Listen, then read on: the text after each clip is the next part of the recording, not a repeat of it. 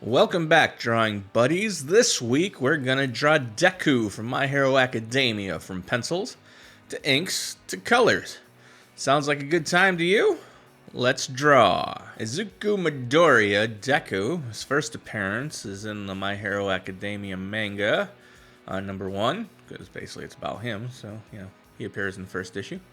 I wanted to draw Deku because the show's coming back, and I kind of like that one. You'll notice this is the third character from My Hero Academia that I've drawn, and since this is the last season, I figured we would do Deku. I probably might do All Might at the end of October too, once I'm done with all the horror stuff, because I really want to draw All Might. I started this one with, just as you can see, the standard punching character thing. And I wasn't really happy with the initial look of it. And when I did some Googling, I saw a cool picture of Deku coming at you punching. He had the all-for-one glowing hand, and it was really extreme. And I kind of used that as my main reference. I mean, the face is pretty close. The smile's pretty close. I went straight on anime with this one. I didn't really lean into making it much my own. And I kind of relied a little heavier on the influence than I normally do. But, I was trying something different, and I really liked the way this looked. If I keep going this way, I'm going to be an actual anime artist, and most of my stuff's going to start looking more anime, which isn't a bad thing. It's just something I never strive for. So we'll see what the next few drawings look like, which... The next one is going to lean into horror month. It's going to be Jason Voorhees. And then after that, I'm going to do, what's his name? Leatherface. And then from Leatherface, we got Power from Chainsaw Man, because the Chainsaw Man movie's coming out. And I'll be going to see that one on day 1. So I figure I would do a Chainsaw Man drawing too. Kind of puts a dent in my horror month because I already have a Dracula vampire done, so I guess that'll come out first week of November. But yeah, this was really fun to draw though. As you can see, the video, I actually slowed it down from my normal ones a little bit just to get it into around the 40-minute range, because I think it was clocking in at like under 20 minutes, so I wanted to have at least a half hour. The pencils actually came along really quick on this one. The inks went stupid fast, and even the coloring, even though I did all the rim lighting and all the fun stuff and added in the photo filters I've been using, the coloring actually went pretty quick too. So this was a fun, quick, easy drawing, mostly because it's just a head and a fist and the yellow cape. I also liked the look of Damaged Deku when he went all solo and he didn't want to endanger anybody else, so he went on his own little vigilante arc with the yellow cape that he got from, what's his name? The guy who jumps around a lot. I forgot his name. The old guy. And then that's ripped to shreds, and he looks all beat up and rough. So I went with that look for my version of this drawing. So hope you enjoy it. And like I said, as you can see, the pencils, they're still kind of rough, but I bang them out pretty quick. And with characters like Deku, I always worry about how I'm going to get their hair done, because, his hair is all over the place and it's really messy. But this one actually went fairly quickly, because I have drawn Dekus before for prints that I've done for shows. And his hair was always like, so aggravating, because it's all over the place and it's messy and it's green. And if you don't draw it right, it just doesn't look like Deku. The hair is part of the character. So I think on this one I got it, and it came along pretty quick. So I was really happy with that. I'm going into this one pretty blind. I didn't rewatch any of My Hero to get caught up, or any OVAs or any fun stuff before doing this voiceover. So I'm going to probably ramble a lot. I remember first seeing Deku. It was the first episode where he's with Bakugo. Well, he's not with Bakugo, because Bakugo basically was his bully as a kid. And Bakugo gets attacked and sucked up in like this goo monster, and the goo monster is eating him up. And Deku, he has no powers. He's one of the 20% of the people in his society that have no powers. The other 80% have some kind of power. Some are impressive, some of them are lame, but they all have some kind of power. Except for Deku, he's one of the ones who doesn't have any kind of power. But despite the fact that he has no superpowers, he has a strong sense to want to help people. He's inspired by All Might, and he wants to be a hero, even though he has no ability or any powers to do so. But even so, he sees Bakugo in trouble, and he runs headfirst at the monster to try and save his friend. We'll put that in quotes, because like I said, Bakugo treated him like crap for not having powers throughout their whole childhood. And as he's going to help, the greatest hero in their world shows up. There's Superman, All Might. And All Might jumps in and he saves Bakugo and he saves Midoriya, who's Deku. And he's impressed with the young kid. He's like, that took a lot of guts doing what you did, running in their head first, knowing that you had no powers and there really wasn't much you could do to stop the beast. But it turns out that All Might, he is injured. He got into a big fight with their big bad of their world, One for All, or All for One, sorry. And in his final fight with All for One, he was gravely injured. He stopped him. He beat him to the point where he had no face left, and he was in some kind of prison. I guess he actually tried to kill him, but he was unsuccessful. So, All for One, he's in some kind of supermax prison. And All Might's kind of running on fumes at this point. He's missing parts of his internal organs. He could only stay in his All Might form for like an hour or two at that point. And he's pretty much at the limit of what he could do as a hero. But the cool thing about All Might was he was born without any powers too. And the power he has, which is One for All. I get those two confused. You can see why. Same name reversed. So he's looking for somebody to pass it on to. And he signed up to be a teacher at the superhero school. It's called UA High School, and that's where you go to learn how to be a hero, and you get your hero license so you could go out and save people and do hero things. And his original intention was to pass it on to a student there that he thought was worthy. Probably would have passed it on to Lemillion or something. And he was so impressed with Midoriya, and he saw a lot of himself in him, so he decided to pass his powers on to Deku. Problem is, Deku's a little scrawny kid, and he can't handle all that power. So they spend their time training and building up to levels where he could use the power. And even at like small percentages, he tries to punch something to break his arm. He's not suited to the power yet. But All Might tells him, this is what I want to do, and if you'll accept the responsibility, I will pass my powers on to you. And hopefully you'll be able to use them and do some good in this world. And Deku accepts. And he takes All Might's powers. Although All Might still has embers of his power, so he could still use them while he's alive. It's just the more he uses them, the less he has, the more they burn out.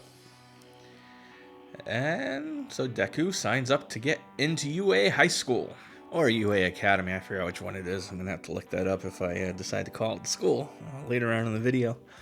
But he goes to the tryouts, and he's not doing a good job. Because he doesn't really know how to use his powers, and he's basically out of his depth. And basically, I think he sees Ochaco, and she's about to get beat up by a giant robot. So he just jumps in, throwing caution to the wind, and he punches that robot with all he has and shatters his arm, and he falls all broken. And she catches him, and that act of heroism and saving her gives him enough points to get in. And her saving him gives her enough points to get in. Well, she had more than enough because she was doing support the whole time and saving people. And she actually offered some of her points to Deku for saving him.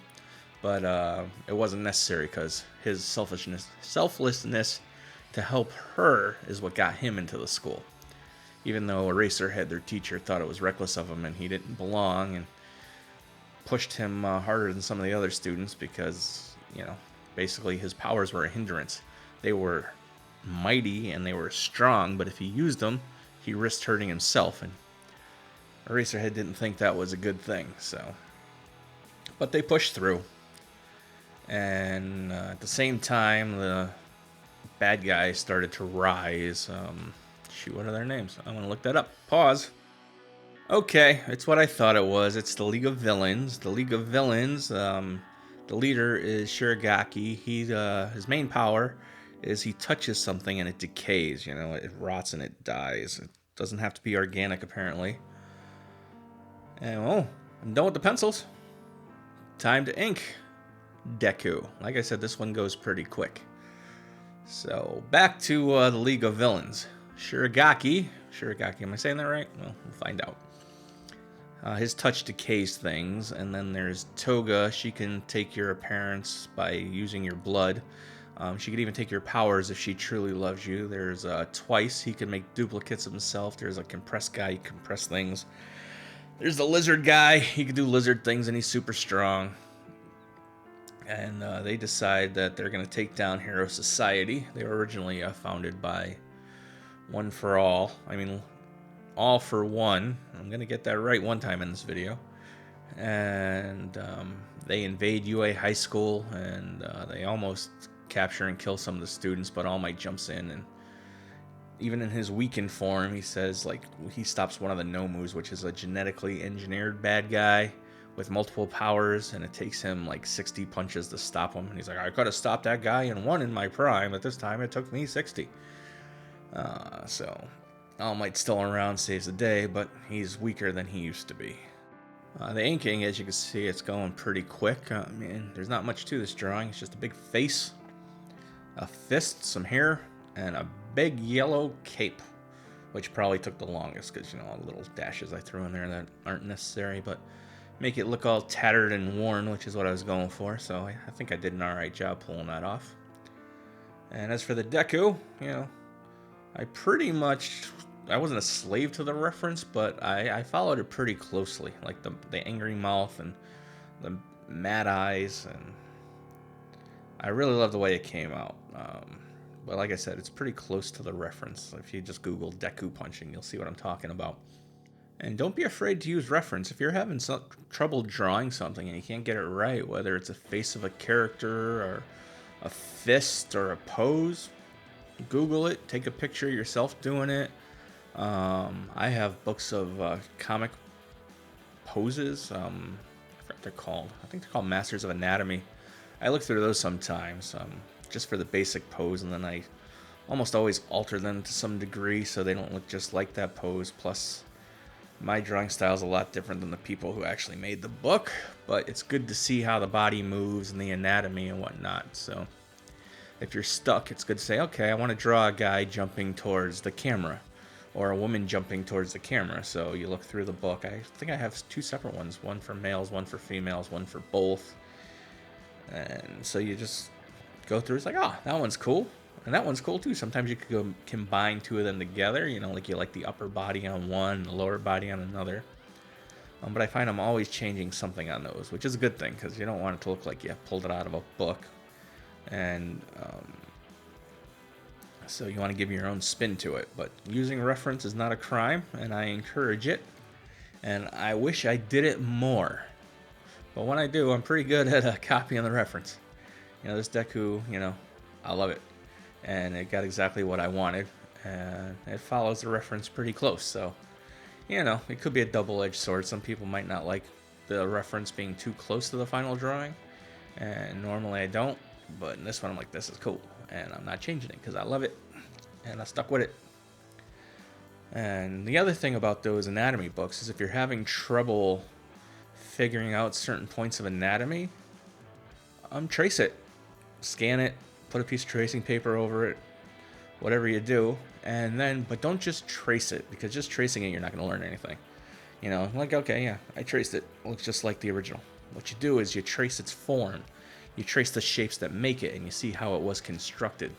That's my one gripe about those books. They just have the poses, but they don't really show you much of how they got there. But, you know, if you break, like, the body into, you know, its basic shapes, the rib cage, lower body, the legs into the cylinders that make them, the circles for the knees, things like that, you can learn a lot just by tracing things and breaking them down into their own forms. I really do. I keep saying this, and I apologize for the people who are still waiting for them. But I really should make videos that are actually more centered towards learning certain things instead of just drawing the character. You know, like take a page out of that anatomy book or a couple poses and say, okay, this is how we find out how they did this, and trace the shapes onto it and show you, okay, that's how they got this pose. Or take a cover for a comic I like and do the same thing. even though I haven't really done that since like 8th grade. But it's useful, and it's one of the things that really taught me how to draw. Because now, if I want to draw a pose I'm having trouble with it, I can see the shapes. So I could draw in the circle for the head, the rectangular sack for the body, and things like that. I still sometimes have trouble attaching legs, I'm not going to lie to you. That seems to be the thing that gets me the most sometimes. So that's another thing that I personally need to work on, and I've been working on it and watching videos and studying things from those books I was talking about earlier. So I'll make a video one of these days of me learning, I guess we'll call it, and hopefully you guys can learn something too with me. And I am, after October, going to do the perspective grid video too, for those of you who are waiting for that. It's just October had to be Monster Month, and I guess it's Monster Anime Month because I threw Deku in and I'm throwing in Power. Although Power could technically be considered horror because Chainsaw Man has a lot of horror elements to it, even though it's more of an action-adventure. But I'm calling it slightly horror because I need to. And there you go. The inks are done. Now we're going to move on to the colors. This is going by much faster than I thought it would. So yeah, Deku, not only does he have All Might's powers, which is a problem because he can't handle All Might's powers. It's too much for him at this point in his life, and he has to level up to be able to use them at 100%. But he's very smart, and he's a good tactician, kind of, sort of like on the whole Batman type level. He analyzes situations and he figures out the best call to action depending on the situation and who he's fighting. I think he actually takes notes and keeps notebooks of different heroes and villains and things that they could do. And if he's in the middle of a battle, he always comes up with a plan based on his observations during the battle and how their powers work and how he could come up with a counter to defeat them or help his friends or his allies defeat the foe who's coming at them at that time. He also figured out, since he can't actually handle full power one for all, I think I got it, which is All Might's power, he figured out his legs are much stronger than his arms, so he can actually kick harder and do more damage without doing damage to himself by using his legs. All Might wasn't the first user of One for All. I think there were 6 or 7 before him, or maybe he was the 7th. And not all of them were powerless. The first user was, and that I think was One for All. I mean, All for One's the bad guy, his brother, and he gave him that power sort of as a joke. He passed it on to him. And then he passed it, but he defied his brother. He didn't want to be a villain. He didn't want to be evil. And when his time was up, he passed it on to somebody else, and then they passed it on to another one. And all those powers have been building up in One for All for the generations that it's been passed on. And it finally got strong enough when Deku got it to awaken, and the other users can contact Deku because there's embers of them in the power, kind of like psychic ghost that can contact him through dreams or whatever, or in certain states, and their powers start to awaken Deku too. So he gets a thing called like Black Whip. It's almost like Spider-Man's webs, except they're not real webs. They're more like energy things that he could whip himself around on and pull himself, but he kind of uses them as kind of like a Spider-Man web. And then there's one that float, where he could just float. And then there's Fajin. I forgot what it means, but it lets him store motion and come off of things. And there's a couple others, I don't remember them all. But he is smart enough that he figured out how to use some of these in tandem. So he can make himself use Fajin and All Might's strength to push himself with float, so he could essentially fly freely and at high speeds. Black Whip, he does the Spider-Man thing all over the place, and so he's becoming quite the powerhouse. And in the last arc, All for One, the bad guy, he has an evil scientist who can combine powers and give powers to other and build weird clone things that have powers. And they took Shiragaki, the leader of the League of Villains, and they upgraded him. They gave him strength almost on par with All Might and all these other abilities that he could use with his decay, and they increase the power of decay. And they organize a big jailbreak, so All for One is free, Shiragaki's free, and there's a big war between the heroes and villains. And if the heroes lose, it's gonna mean pretty much the end of the world. As they know it, we know it. So the stakes are pretty high for the new season, and Deku is basically the first line of defense, well, the main line of defense, because he's the only one they feel at this point has the power to stop Shiragaki, because All Might's pretty much done at this point. And no other heroes have the combination of strength, speed, endurance, and whatnot to be able to handle basically the power levels of Shiragaki and All for One. Although Endeavor and Hawks almost beat All for One, but then All for One calls in his trump card. One for All, sorry. Or All for One. Yeah, All for One, I'm right. Calls in his trump card, and that's a reverse aging quirk, where he starts to age backwards, which heals his scars, and he actually gets more powerful at certain points. But when he expends more powers, he starts to de-age, so he's getting younger and younger.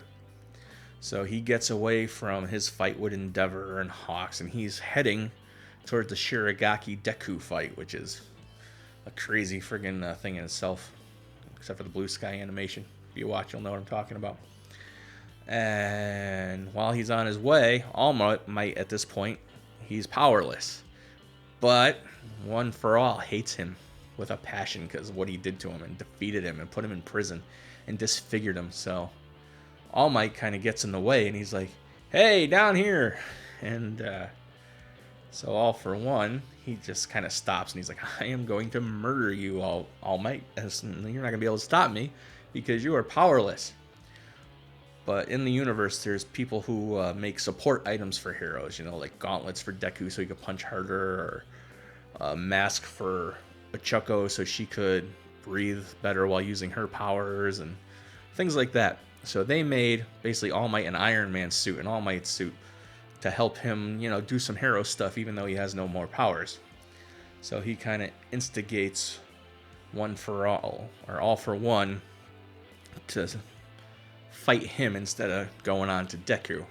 And we'll see how that ends in the new season coming up, but it's probably not going to end well for All Might, because an Iron Man suit versus pretty much what is a god is not going to get you very far. There's I don't know if it's an issue of Thor or Iron Man, where Thor kind of sets up his new Asgard on Earth, and Iron Man basically comes in to say, hey, not cool, and if it comes down to it, I'm going to stop you. And Thor basically just walks up to Iron Man, rips the armor off him like it's tissue paper, and basically says, you need to remember something. You're a man in a tin suit, and I am a god. There's nothing you could really do to stop me if I don't want you to. So that's the situation All Might's in right now, because he could dodge and weave a little bit, he could shoot missiles at the guy, but at the end of the day, he doesn't really have the power to stop him. But he doesn't really need to, because it's a delay tactic to keep him from getting to the Deku Shiragaki fight, so Deku could stand a chance, because against Shiragaki, Deku might win. Against All for One and Shiragaki, Deku pretty much doesn't stand a chance. In fact, one of the big things that's helping Deku fight Shiragaki is they're using Eraserhead's power to erase most of his abilities, so they're leveling the playing field a little bit. And it ended on the big old cliffhanger, so I'll be sitting there next Saturday whenever I wake up or whatever I'm doing. I think is it Saturday? Yeah, Saturday. So that'll be the first thing I do in the morning is watch the new episode of My Hero to see where they're taking this. But I think the first episode is usually more of a flashback thing, so we might not learn much in that one. But that's one I'm not going to fall behind on, because I'm behind on all the anime I've been watching. So I got to catch back up. As you can see, the colors are coming really quick on this one too. But they're pretty basic too. Just a little green, a little flesh, some dark, some lights. And I also use my newfound photo filters and my chromatic aberration filter, which I guess is used a lot in anime now, so it's not just me. That would explain why it's just sitting there in Clip Studio, waiting to be used. So I guess it's a common thing these days. I haven't really seen much use of it in any of the tutorials I watched when I was thinking about upping my color game. But, you know, I might search around and find some other things to add because you can't do the same trick every time. Unfortunately, it just gets old and it gets stale and everything starts to look the same, which is why I started working on changing the way I color things to begin with, because I thought they looked flat and I thought they looked a little stale. So adding the chromatic aberration and the vintage film and whatnot, and a little texture, you know, kind of gels things together and blends all the separate colors and makes it look more like a complete coherent drawing than just different blocks of color, which is a problem I perceived I was having earlier, but it might just be in my head too, because one thing you learn when you start drawing regularly and doing drawings, and even the drawings you like, you're never really happy. You always think you could do better. And I'm sure there's a lot of pros that think the same thing, but they're at a level where they could just bang it out and not worry about it, but they're always trying to learn something new and learn something better. Because if you stop learning, you stop growing, then what's the point? You know what I mean? So that's where I was at. And I also do got to practice, you know, some fundamentals of drawing too. Like you'll notice I'm always reshaping eyes or moving things around by selecting it and bringing parts of heads and whatever closer together and doing it all digitally instead of redrawing because, well, it's easier.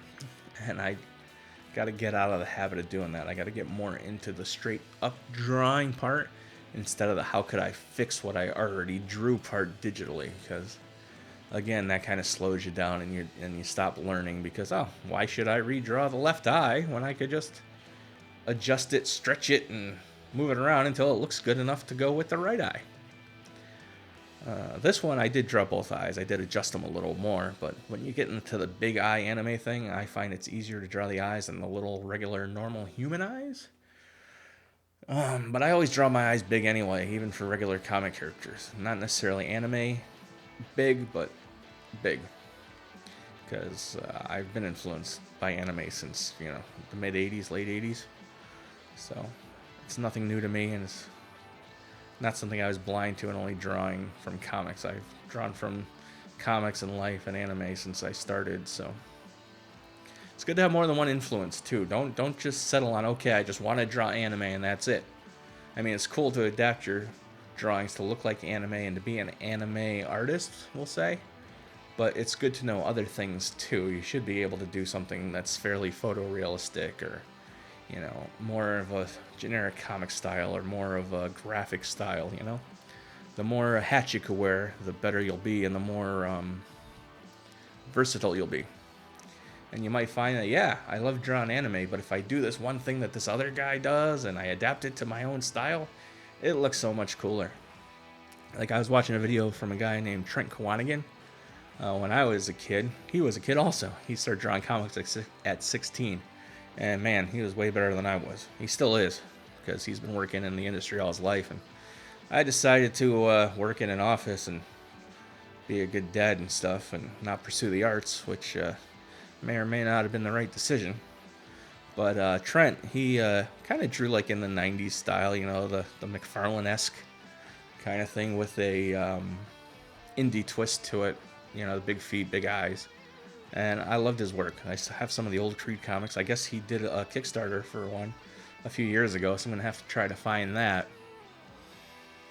But he also studies other artists, and I just watching a video of his the other day, and he was coloring a pinup of one of his characters, and it was more of a Mike Mignola style. He did a Mike Mignola breakdown. And it still looked like Trent Kawanigan drew it, but it had that cool graphic simplicity of a Mike Mignola, who you've heard me talk about before.